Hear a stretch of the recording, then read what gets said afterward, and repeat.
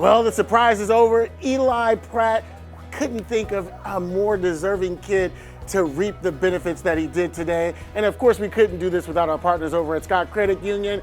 Oh, this one, me and you, we've seen a few of these through. Yes, we have. This one, you know, I did find myself in tears multiple times. It really, having children myself, it really hits home. It really puts everything into perspective.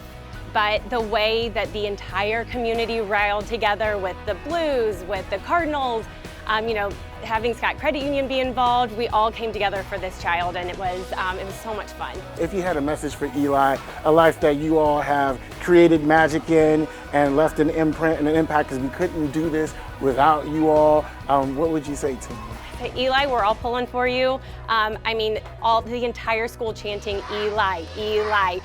Everybody's riling behind him, and I hope that when he, you know, goes to the doctor and he's going through his ups and his downs, that he feels that and that he knows that we're all here, whether we've known him for years, his entire life, or we just met him today. Like, we're all pulling for him and hoping that he gets better. Let's go, Eli, and let's go Blues, baby.